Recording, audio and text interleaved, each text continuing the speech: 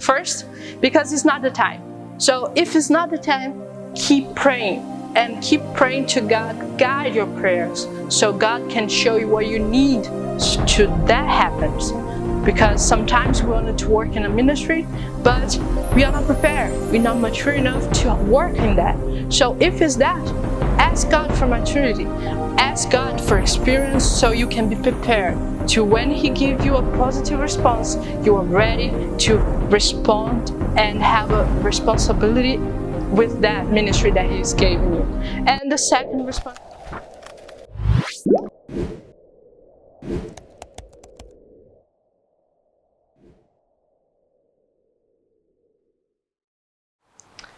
So today we're going to be talking about God's response.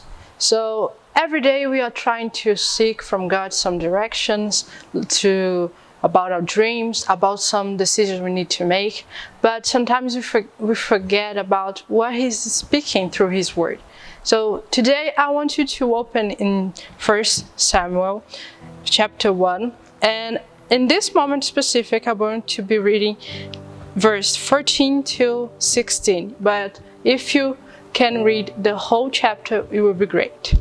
Well, in the Bible will say, "And said to her, 'How long are you going to stay drunk?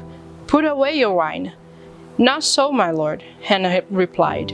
'I am a woman who is deeply troubled. I have not been drinking wine or beer. I was pouring out my soul to the Lord. Do not take your servant for a wicked woman. I have been praying here out of my great anguish and grief.'" This story is very known, but I want you just to refresh your memory.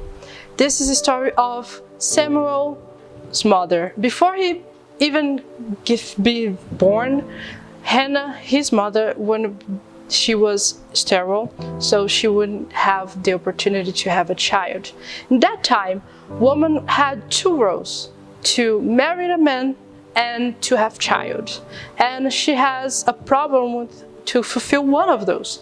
And a dream of her is to really have a child. Elkanah, her husband, he was really in love with her. He has two wives, but the second wife has a lot of children, but he was really worried about Hannah, how she was really sad about everything. And because of that, he was really doing a great effort to try to make her happy, but she wasn't, because a dream she has was to have a child of her own, and this was the only thing that she couldn't make. But then we're going to talk about three things. The first thing is that Hannah had a dream, and she went to the first and the only person that could give her this dream. There was God. So in this part that we've read right now, it's a part where she's really pouring, she said, she was pouring her soul. She was showing to God that this dream that she had is so important for her that she will really cry out to God so He can hear her and give what she wanted. But sometimes we don't do that. Sometimes we just sit and, I have to pray about something, and we go, God, give me that, give me this, and I think this is good for me, and that's it. But what we learn with Hannah is that we need to pour our souls in our dreams. When you have a desire about something, you cannot just put it in God's hands and, okay, I think it's gonna happen, but you always thinking, it might not happen. Probably it won't happen. You have to believe that if you're going to put in God's hands, He will really make that real in your life. Hannah believed that God could make her have a child, and she was really pouring her soul. So the first thing I think you need to do is you need to pour your soul when you are trying to really convince or try to really put your dreams in God's hands. And this is more for you than to God, because sometimes we have a dream and we don't believe in those dreams. We just think that they are impossible dreams, but God knows that He can make it real. And the second point is that when we are seeking the guidance of God, seeking which way we should do, what we should do, when we are pouring our souls, is that there's some troubles we faced, that is the response. But you have to wait for that response.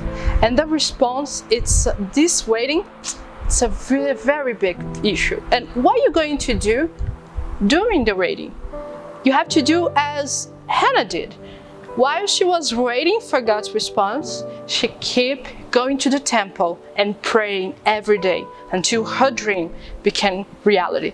So if you have a dream, if you have something you're seeking from God, a guidance, like a direction to a job, a direction to a ministry, don't wait sitting, don't wait doing something else. No, keep praying, putting in God's hands, and always putting in your prayer, because while you're praying for that, while you're waiting for that, you're making that inside yourself a reality, because sometimes we forgot about what we ask God. So if you want directions, or you want something to happen, don't wait doing nothing.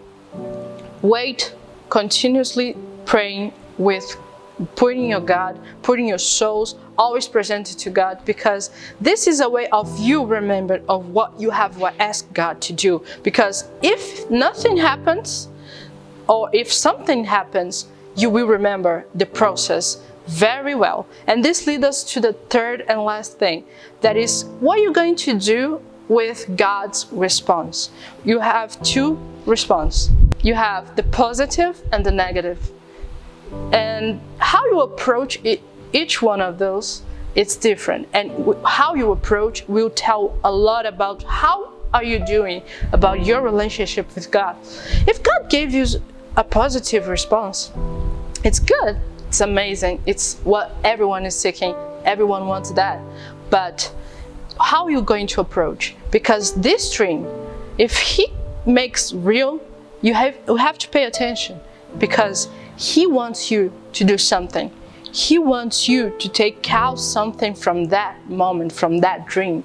So if it's a ministry that God is giving you, He wants you to preach His word to everyone. He don't want you to come across the first difficulty and put that ministry aside. No, if He gave you a positive response, you have responsibilities, and you have to pay attention to that. So if God is giving you a positive response now, or after 2 days, or has already given you, don't take this response only as a funny thing or a happy thing. Take that as a responsibility that you have to do something now. Now you are responsible for something. And if you have a negative response, what are you going to do? Well, you can have the negative for two things. First, because it's not the time. So if it's not the time, keep praying, and keep praying to God. Guide your prayers so God can show you what you need to that happens. Because sometimes we want to work in a ministry, but we are not prepared. We're not mature enough to work in that. So if it's that, ask God for maturity. Ask God for experience, so you can be prepared to, when He gives you a positive response, you are ready to respond and have a responsibility with that ministry that He's given you. And the second response for the negative is because probably it's not for you. So sometimes we think everything's for us. We can do whatever we want because God is with us. Well, He knows better. And second, no, we cannot do whatever we want. Because first thing, God knows what is best for us. So sometimes you think it's best for you, but God already knows that it's not.